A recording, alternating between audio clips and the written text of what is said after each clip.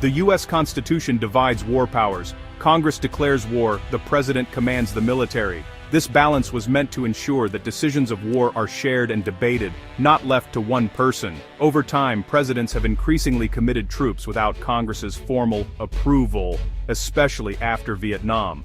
In response, Congress passed the War Powers Act of 1973, overriding Nixon's veto to reassert its role. The act requires the president to consult Congress before sending troops, report within 48 hours, and limits deployments to 60 days without further approval. It's a legislative check to prevent unilateral, prolonged conflicts. Presidents have often challenged the act, calling it an infringement on their authority, arguing that modern threats require swift action. Still, the act remains a tool for Congress to challenge military actions and force public debate. The current standoff with President Trump has brought this constitutional tension to a head, with even Republicans demanding a say. This isn't just about policy, it's about who decides when America goes to war. In a rare move, Republican senators joined Democrats to challenge President Trump's military authority.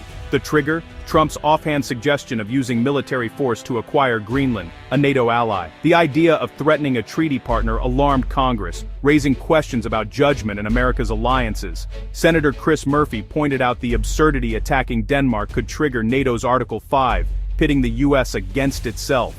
For many Republicans, this was a step too far. No longer just about policy, but about the stability of U.S. leadership. The Senate's War Powers resolution was a warning.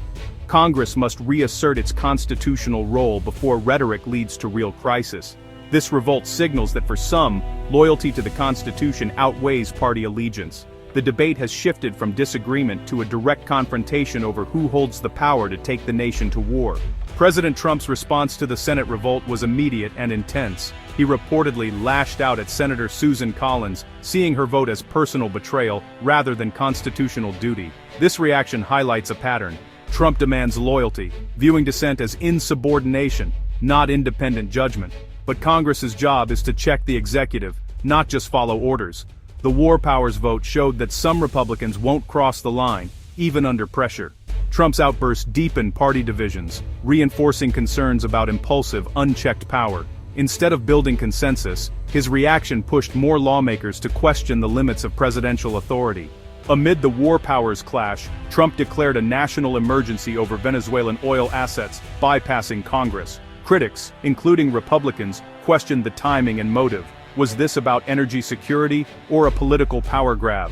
The move benefits big energy companies but does little for average Americans. By labeling issues as emergencies, the president unlocks broad powers, sidestepping debate and oversight. This fits a pattern, using emergency declarations to achieve goals Congress won't approve. Lawmakers warn this erodes checks and balances, setting a precedent for future presidents to declare emergencies for any policy. The Venezuelan oil move is seen less as a solution, more as a symptom of expanding executive power. The real crisis, many argue, is the steady erosion of congressional authority. Beyond war powers, lawmakers are alarmed by a breakdown in government transparency. The administration has repeatedly stalled or denied Congress's requests for documents, undermining oversight. Senator Sheldon Whitehouse and others have called for investigations into these delays. Without access to information, Congress can't evaluate national security claims or hold the executive accountable. This lack of transparency makes meaningful checks on power impossible. The administration's control over information shapes the narrative and shields decisions from scrutiny.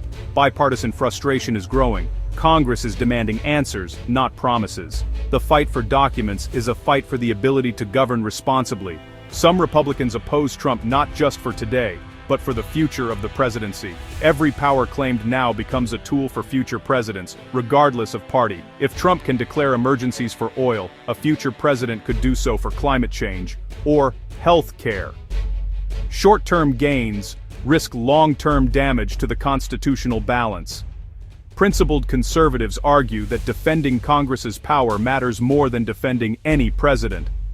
The War Powers revolt is about reclaiming legislative authority before the presidency becomes too powerful. Their message, the office, not the occupant, must be constrained. A pattern has emerged. When faced with setbacks, the administration escalates, manufacturing new crises. declaring emergencies like over Venezuelan oil, shifts the news cycle and recasts the president as a decisive leader. This tactic justifies bypassing Congress, normalizing extraordinary powers as routine. Each crisis becomes a reason to expand executive authority, eroding checks and balances. The constant escalation keeps opponents off balance and wears down resistance. But overusing crisis rhetoric risks credibility and fuels instability. Instead of resolving issues, this approach deepens polarization and undermines effective governance. The cost: a government in perpetual crisis mode, with power ever more concentrated at the top.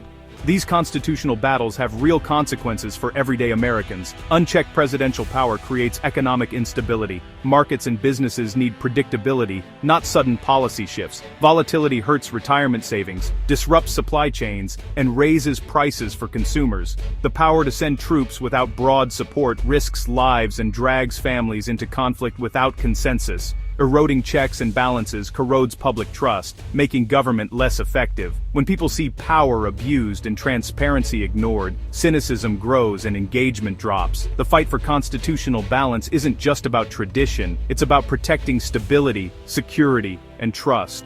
Preserving these guardrails is essential for a free and prosperous society.